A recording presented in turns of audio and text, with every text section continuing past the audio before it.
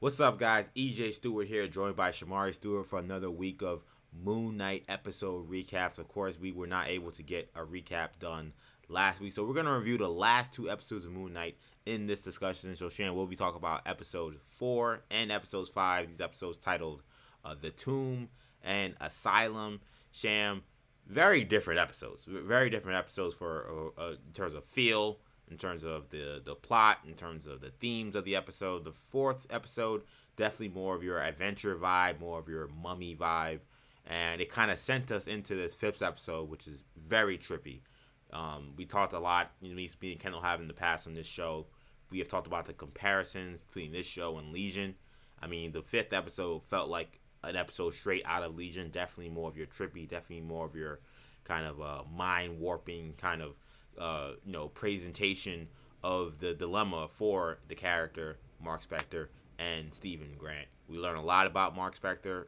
This was essentially, to me, felt like really the origin for Mark Spector, figuring out what the hell happened with his upbringing, figuring out what happened with the situation with Layla's dad, his introduction to Khonshu, and what the deal is with Steven. We learn quite a bit about how Steven came about and whether or not Steven is really even a real person or a real entity. So a lot happened in these episodes. I'm so happy we get to talk about them. Wish we could have got to talk about it last week, but nonetheless, here we are. Yeah, a lot happened. I definitely agree with your comparisons. Um, I'd also say the last episode gave me a lot of, or episode 4 also gave me a lot of Assassin's Creed Origin vibes. I can see Some of that. those kind of ancient Egypt, just that backdrop for an action adventure kind of thing. Definitely like the Mummy, like you said. Yeah. So it was just very interesting. Um, both episodes are very good though. I enjoyed both of them. I did enjoy both of them as well. I thought that it's weird actually in some ways, even though the fourth one was more straightforward. Actually, to me, found it, and maybe because I watched it at 3 a.m., so that didn't help. But I did find it, to me, actually a little more hard to follow than even episode 5. Episode 5, it was hard to follow based on just the actual trippiness of the episode. But I felt like what they were trying to get across in the episode was pretty was much simpler to kind of follow. At least follow along the way they wanted you to, even if they had several twists. Some of the ways in which they had to go from episode 3, in which we learned that they were able to get the map of where to find the tomb, and how they got there and how fast they got there compared to the Arthur Harrow and his crew, who apparently were already there. Some of that was a little hard to kind of follow, but I think they kind of made up for it with one. I thought, again, pretty neat kind of adventurer type of action, similar to like an Indiana Jones or a Mummy, like I said before. And through I thought some pretty good acting from, of course, the lead man, Oscar Awesome. Isaac, and I thought the woman playing Layla as well. I thought had one of her stronger episodes in this episode. So let's start with episode 4. What were your overall takeaways from it, and what did you like? What do you think worked in episode 4, The Tomb? I like the kind of interpersonal, like you said, the interpersonal conflict between Layla and Mark and Steven. So Yeah, there was a lot of work with that between them, kind of developing a bond with Steven, developing, kind of exploring their past in terms of Mark and Layla's dad. So that was very dramatic. I did not see that. I'd say I did not see that twist coming. Probably should have, but I did really. not see that twist coming. No, yeah, I didn't see Wow. it coming. Yeah, so that was kind of a wow moment for me. So I was like, oh, okay, wow, so this is pretty interesting. So yeah, that was I thought that was very cool, very interesting.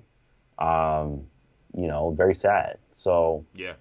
um, you know, uh, so yeah, it was. Overall, I thought it was good. A lot of, like you said, the mummy vibes of some of the ancient, I don't even know what you call it. I guess mummies. I guess they're mummies. I don't know. Just, those guardians or Yeah.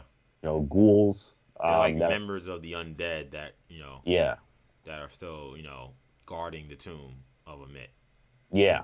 So Um, so it was really cool. The action I thought was great. The tension was good. Some of the shots, even the one you're showing here, some of the shots are just gorgeous, kind of just Yeah. gorgeous to look at visually. Visually striking. So it was cool. I thought it was a really fun episode. Yeah, I did as well.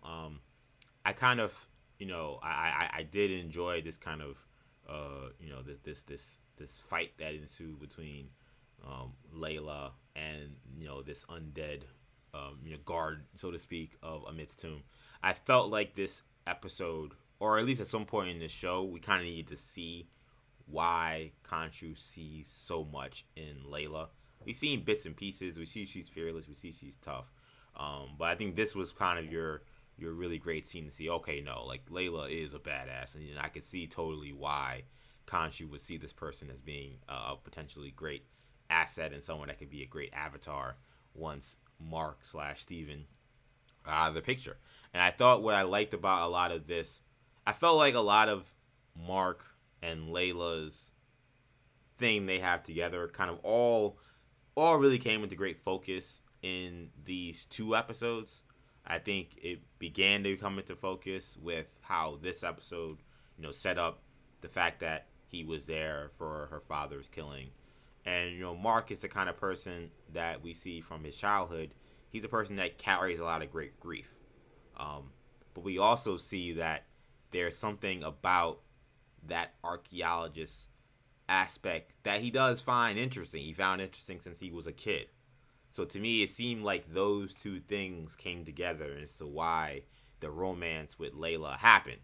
Because I think he legitimately did feel bad about what happened to her father. And I think, as we learn from the creation of the Stephen Grant persona, that, even since he was a kid, he found interest in that. And I think that he was attracted to that. And that kind of led to them coming together. What do you make of that? And what do you make of this, idea of Steven, making the moves on Layla in this episode? There's a point where Mark punches Steven in the face, which I thought was a pretty funny scene in this episode. Yeah, I mean, I thought that was fun. I thought Yeah. that was fun. It was interesting. It um, definitely seemed like almost like so it just adds to the kind of and it's just weird because you say it adds to like the character building of both Mark and Steven and their relationship, even though they're the same person, I guess. So it's kind of weird to Mm-hmm. say even, but that's what it does. You kind of like seeing them go back and forth, and we see a lot more of that even in the next episode Yeah. in Asylum. But they actually have good chemistry. Again, shout out to Oscar Isaac. He does a great job. He does an amazing job in Yeah. differentiating those two people and essentially again playing the same person in the same body, but you're two people. Very interesting dynamic, but it was fun. It was fun to see, um, and yeah, like you said, it was interesting seeing their relationship, the kind of how the relationship between Layla and Mark kind of developed and all that. So I thought it was interesting.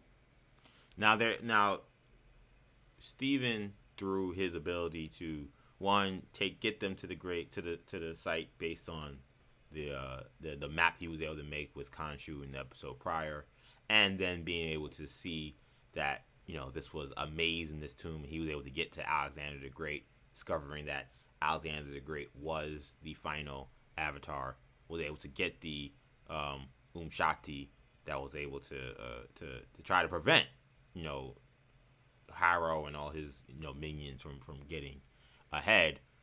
I did, and one of the things I'm still kind of stuck on, and why the only one part of this episode that didn't really sit right with me was I still didn't quite get why Layla and Steven were so much more successful in finding everything in this tomb and getting to the tomb, and more so than Arthur, who had a scarab that was supposed to just take him right to it.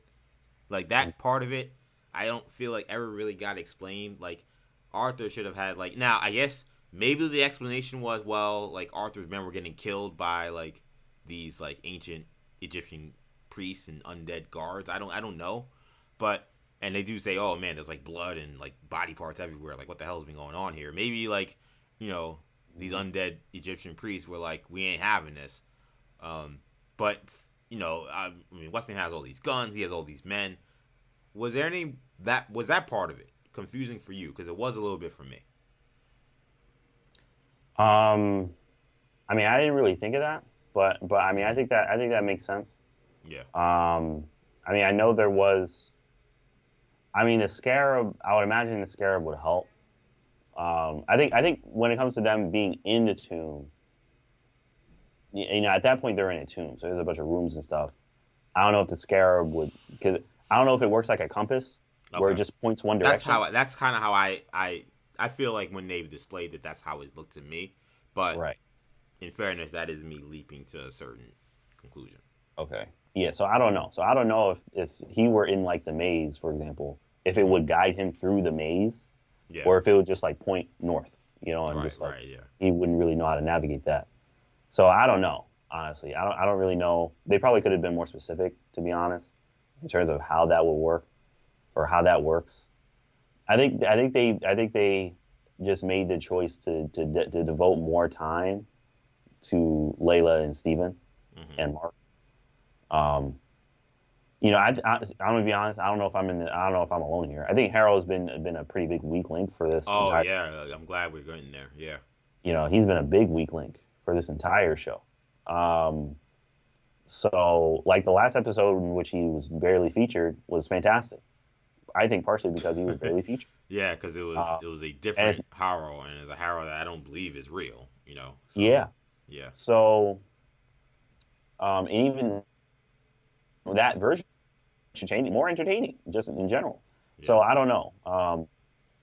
You know, yeah, I definitely think it could have been explained better.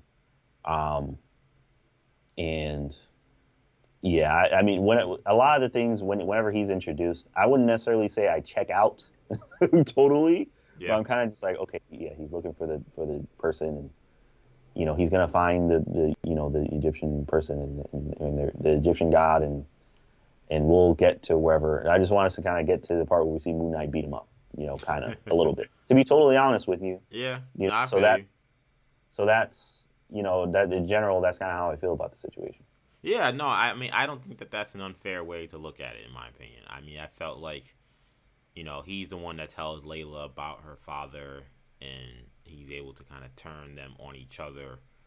Prior to him showing up with his men and shooting Mark at that point in time, because Mark, had switched bodies with Steven to take over at that point in time to explain himself, which to me, I don't know if Arthur really earned the right in terms of being like that great villain to like make this big reveal. Like, and I thought that it kind of like him being so kind of lackluster kind of took away a little bit from this was supposed to be a major moment that Stephen, excuse me, Mark at the time may have killed her father. We didn't know until Mark confirmed that he did not kill him, but that he was with a mercenary, one of his guys that went rogue, so to speak, and killed all the hostages, including her father.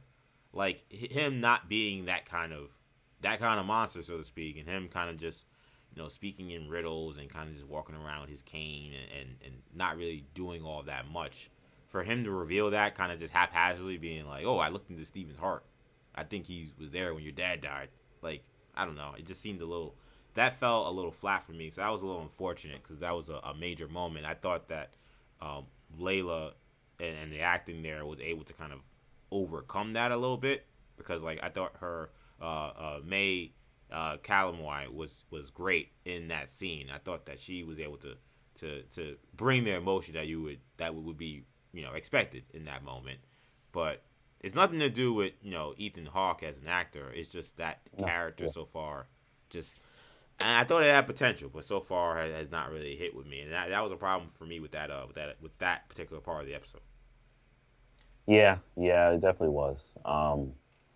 You know, like I said, you know, I echo basically everything that you just said. I mean, you know, he like you said, he reveals the stuff to Layla rather, about her father, and he kind of has that character thing where he just knows things. Yeah, You don't know how he knows it. I don't think we're ever gonna find out how he knows it, but he just knows. Um, so So yeah, I mean, I don't know. I mean, his character, I think he's not. I don't think he's awful, but Right, he's I just agree. not. There just isn't really much there. And they're just. I think it's on purpose. I don't think that, they're not trying to. I guess they're not trying to be too complicated with him. He's just there to serve a purpose. But you know, it's just kind of when you see him on Yeah, screen. I mean, this is supposed to be, I think, a Moon Knight show. I think this is very much supposed to be an exploration of the Mark Spector slash Mm, Stephen Grant character, and in their relationship with this Layla character. And I think that because of that, the villain kind of falls a little bit by the wayside.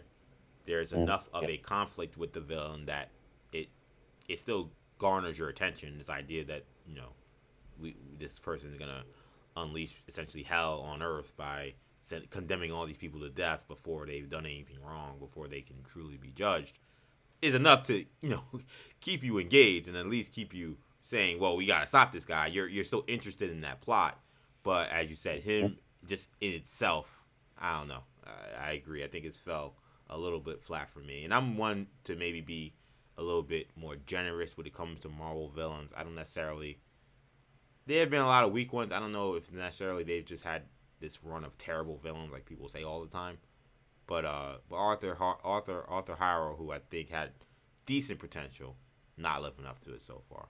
The episode ends with Harrow shooting Mark after he does not give up the Umshakti, and we see Mark, fall by the wayside. It seems like he falls into water, and then it's a really great, well done, trippy scene where he's drowning, and eventually it leads him to a mental hospital, and that's where things get all very confusing. I didn't really quite sure know what was going on, um, but he's in this mental hospital. He sees Layla there, like it's really weird, Mm. and he eventually does find Steven, and this is the first time we actually see Mark and Steven together in the same place.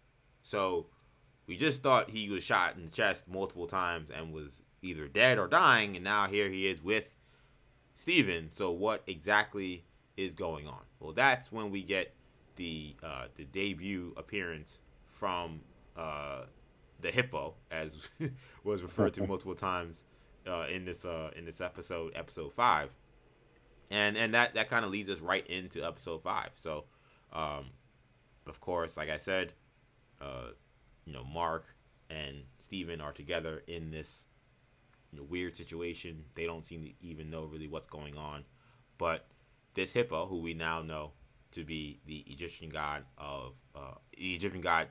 Teweret, and they are essentially there to kind of oversee what is the kind of final judgment of Mark and Steven because they've been killed. She says that this is the afterlife, or at the very least a portion of the afterlife, and that there is this scale that they do have to weigh, but because the scale isn't balancing, there are things that both Mark and Steven have to go through and reveal to each other, because there are all these secrets, and reveal to themselves before a true judgment can really be made. If they can't figure it out by that point in time, they'll be condemned to the underworld, and they'll be frozen in sand. So, Sham, Mhm. what did you kind of make of this concept and this weird reversal with the whole setting being sent from where we were in Egypt to this scene with the insane asylum that they were in? Honestly, I mean, I thought it was like you said, at the top of the show, it was very Legion-esque, Yeah, very Legion-esque. Um, from when they're there, they're seeing all the people and seeing other people he knows. I'm like, this is almost straight out of Legion, a little bit. it Not, really, yeah, but especially you watch those first few episodes of Legion for sure. yeah. So especially episodes where he's like in the asylum, it feels like this. You're kind of watching a lot of the same stuff, almost a Yeah, little bit. But it's really good, very gripping. Oscar Isaac does a great job as always. Um, and like you said, seeing the Egyptian god there was very, you know, very jarring. Um, but I thought it ended up working really well in the next episode. I thought it did as well. And through this episode, again, it was very very weird because there are parts in it where they're with this Egyptian goddess, and or and they're trying to figure out their traumas from the past. But then there are Hmm. times where they're with this guy, this Doctor Harrow figure, who it's hard to really kind of figure out, explain what his deal in all of this was. Was he real? Was he not real? He seems to continue whenever he shows up to try to explain to Mark or Steven, depending on who he was talking to at the time, that hey, like you think that you saw a hippo and that you're some superhero and that you're trying to figure this whole Egyptian afterlife thing out. Like, just relax. You're in an insane asylum. Just chill out, buddy. Like, just you know. Do you think that this was actually Harrow somehow getting involved with this journey that Mark and Steven were under, or was this another figment of Mark and or Steven's imagination? Because I'm still kind of torn. I'm not necessarily sure if I even know what exactly was happening with that. Yeah, I don't know. I'm in the same boat.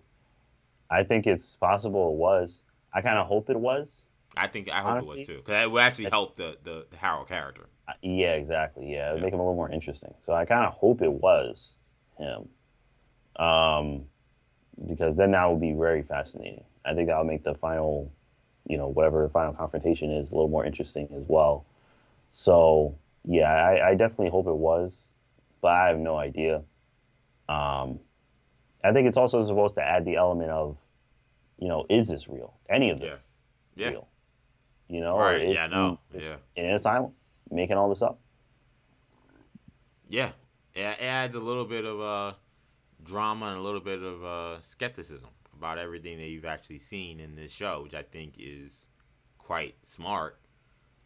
I tend to think that this stuff is real and that everything's happening, and that again, this is Harrow trying to Hmm. insert himself in this journey to keep Mark and Steven away from what he is successfully doing. Because we see toward the end of this episode that the Egyptian gods is like, oh my god, all these souls are coming to the underworld and we're not ready for them. They're not supposed to be here, but the judgment's happening too fast. And clearly Amit has been, it seems that they've been risen or something bad has happened, above ground. But either way, things aren't going well, and they need to be stopped. And uh, Tower Red actually helps them by turning around the boat instead of going towards the field of reeds, trying to take them back through the gates to bring them back to, I guess, the real world, so to speak. But during this whole process, we see different aspects of Mark's life that he's not, proud of. One being, a room full of people that he had killed um, both a mercenary and also more so, I think, even not less as mercenary, more so as Moon Knight, the people that Khonshu had said that they deserved to be killed and be taken care of. But then he's also, we see them interact with a child. We see a child running through, and Mark is very fearful. Keeps trying to tell Steven, hey, stay away, don't go through there. And through these interactions with this child and following this child, we learn a lot about Mark's backstory. And it is really about as tragic as it gets. We learn through this backstory that Mark had a younger brother, that through them having fun, being kids, going places where they shouldn't. Uh, there was a tragic accident involving his younger brother drowning as a very young kid, and that his mother at the time blamed him and never forgave him for his brother's death. She didn't. She was not active in his birthdays. She was abusive to him. It was a very, very sad story, and it was difficult for Steven to understand because from Steven's standpoint, he had only known his mother to be loving and kind, so he didn't know what he was even seeing. And that's where we kind of get this really one of the bigger moments of the season, which is Mark in that little kid mode as Steven watches, transitioning from Mark to Stephen Grant. And Stephen Grant is the adventurer that he's seen in his VHS movies that he watched with his brother as a young child. This British adventurer who loved archaeology and was in Africa and in the jungles, searching for tombs and things of that nature. Mark basically reveals to Steven that he is a creation. He's not actually real. He's not someone that is organic. What did you make of how everything came together with that, Cham? I thought it was really well done. Mm. I thought it was really well done. It makes you want to rewatch everything from the Yeah. beginning. See all the Steven scenes, see all the Mark scenes. You see how, um, you kind of see how Steven is just, he's never around for any of the Khonshu stuff. Nope. And when he is, it's very jarring and it's very alarming, very scary to him. So it's just, you know, it just really shows how damaged his mind is at this point. Yeah. And yeah, I mean, it's. I thought it was really well told, really well acted by Oscar Isaac. Again, he just did an amazing job. And yeah, like you said, it was a very sad story. So I thought it was really well done. And it's also revealed that Mark's mother had died. Yep. That he had died. Actually, she actually died several months prior to the first episode of this season, which was pretty gripping. He says that this lack of control he's had over Steven has began essentially right after her death, which the connection there, Steven was birthed, as his mother was set to physically abuse him, and Steven then kind of got out of control in terms of Mark's perspective, was uncontrollable by the time that that his mother had actually died, to the point where Steven didn't even know that his mother had died. That's why when we see early in the season when he's calling her and trying to say, hey ma, how you doing, just checking in, see how everything's going, like we all know that now to be we know why. And I had said, I think in one of the early episodes, I think that his mother's dead. I didn't know why. I didn't know it would be anything involving some of the tragic stuff that we see unfold in this episode. But yeah, nonetheless, man, all really sad stuff. How this all came together. Any thoughts on the creation, or rather, the death of Steven? Because the end of the episode, Mm-hmm. you know, she realizes the Egyptian god says, "Look, man, y'all ran out of time. I thought y'all would figure it out, but you didn't. So now, these guys are gonna come in. They're gonna kill you, and you're done." This is Mm-hmm. pretty sad. And I was kind of like, oh, I was kind of upset, like, oh man, we're really not gonna at least figure out, what is the missing piece here. I didn't know what was gonna end up happening, but uh, Steven and Mark is it's funny. It's interesting because the Egyptian folks, or not the Egyptian folks, the undead people, Yeah. they attack only Mark. If you realize that, like they don't ever actually Right. physically attack Steven. It's as if Steven isn't even there, and it is Steven who then comes to the realization of, wait, if I'm a creation of Mark, and Mark is this brave fighter, then I am also this brave fighter, and he helps Mark out in the situation. But as the Egyptian goddess Tawet said earlier, that essentially the way they turn to stone is, or return into, they get frozen in sand, is by just being thrown overboard. Steven attacking the undead people that were attacking Mark is thrown overboard in this fight, and they are suspended in sand. And this is a pretty jarring shot there. The last bit we got to see from Steven. And this to me seemed to be the confirmed the death of Steven. Mark Yeah. is devastated. Oh, that's not the right picture. But Mark is devastated. Seeing Steven suspended, and that's when the scales actually balance for the first time throughout this entire season. If you think about it, because remember, there was issues with the scale balancing even when Harrow in like episode one tries to read Mark, but Steven knowing everything and then also being ended essentially finally meant that Mark's heart was whole. What did you make of that commentary from this series? Yeah, I thought it was really well told. Mm-hmm. Very symbolic ending there. You felt bad for Steven, but then you also realize when the scale is balanced, you're like, he probably needed this. Yeah, He probably needed something to help him let go of this other part of himself that he created as a coping mechanism. yeah, So it was kind of deep in that way. So it was very cool. It was again sad because you like the Steven character, but probably good for Mark and Moon Knight and just the whole general mission as a whole. So now I'm just kind of waiting to see what this finale is going to be like. Next episode is the finale, right? next episode is the finale. This is a 6 episode series.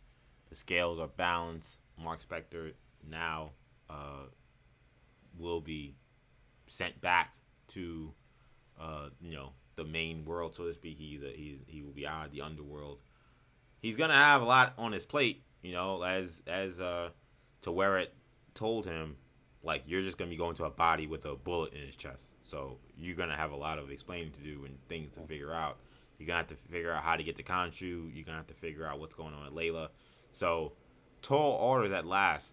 But I guess the last thing I'll ask you before we get to scores here is, what do you make of the canon that this kind of creates and the questions that remain? Because the whole thing about Moon Knight is that there's this multiple personality disorder that they deal with. Well, Mark and Steven were the personalities we've been introduced to formerly in this show, and Steven is now gone. So you would think, well, Mark then at that point is this all Mark's show?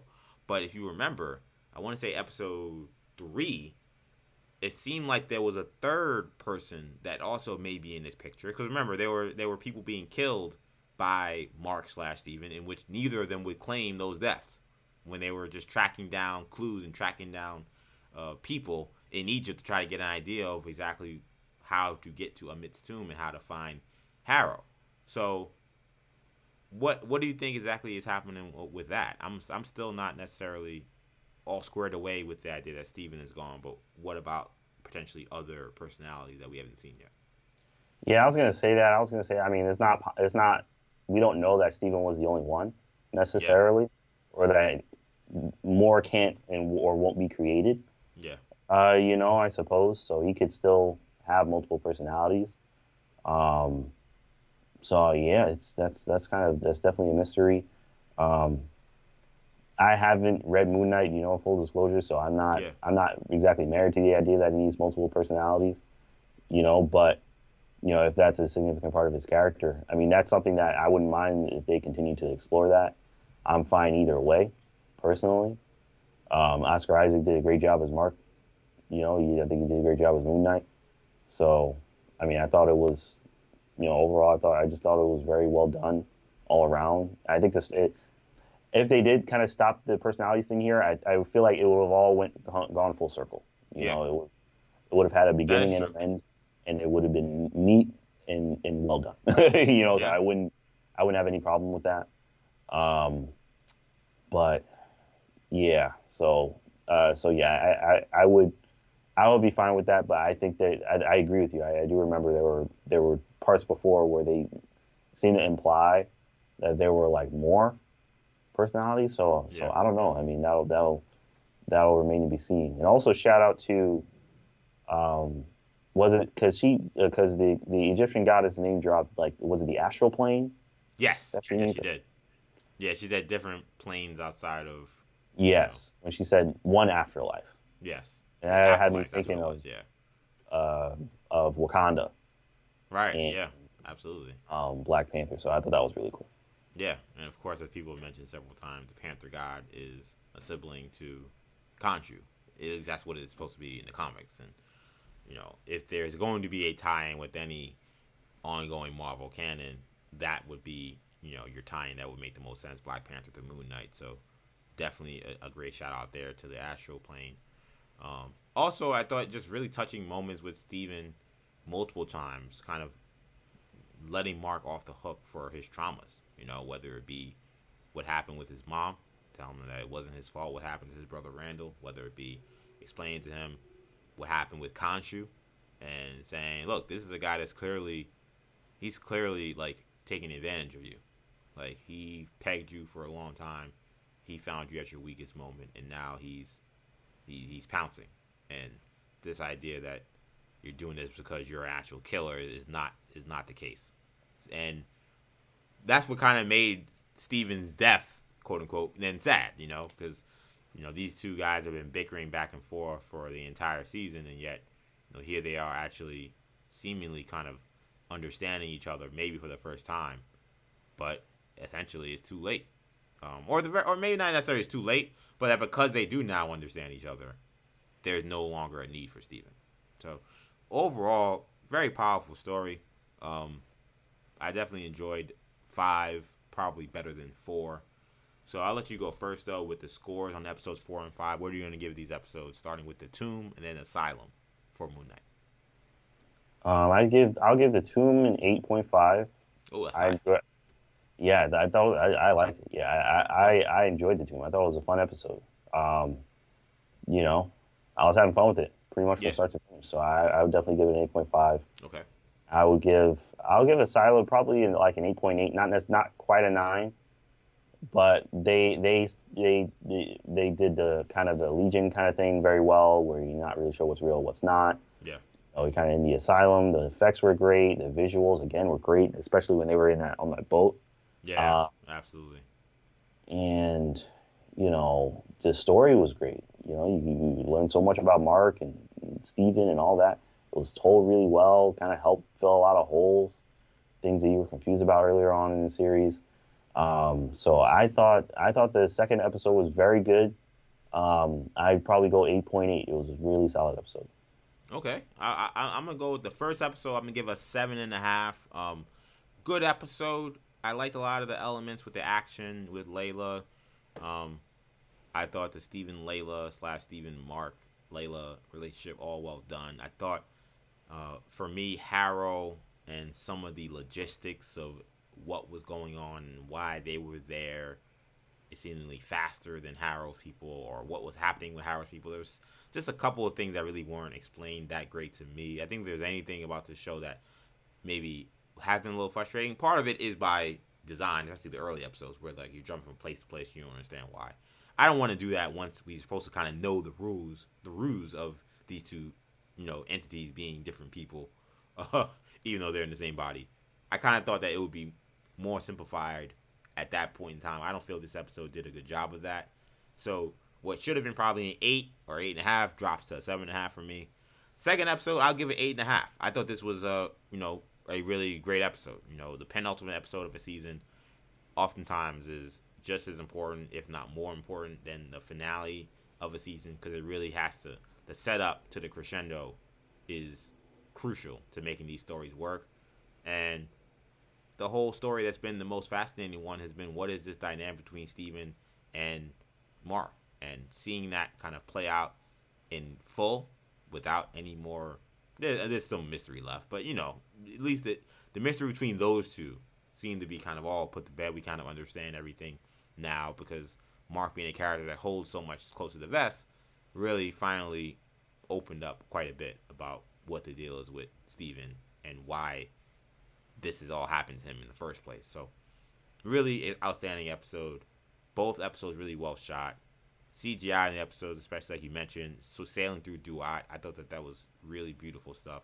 Overall, really liked these two episodes. So 7.5 for the first one, 8.5 for the second one. That'll do it though for this edition of our Moon Knight episode recap and review. Shout out to everybody that's been waiting for our reviews, and hopefully you guys enjoyed this one. We will have an on-time review next week for the season finale of Moon Knight. So of course, make sure you keep it locked in New Generation Media. Make sure you subscribe to the channel. And on this video, make sure you give us a like and make sure you give us a comment on what you thought about these two episodes, The Tomb and Asylum, episodes 4 and 5 of the one and, from what we're hearing, only season of Disney's Moon Knight. But that's gonna do it for now. Thank you guys so much for checking this out. For Shamari, I'm EJ. Take it easy, guys. Peace.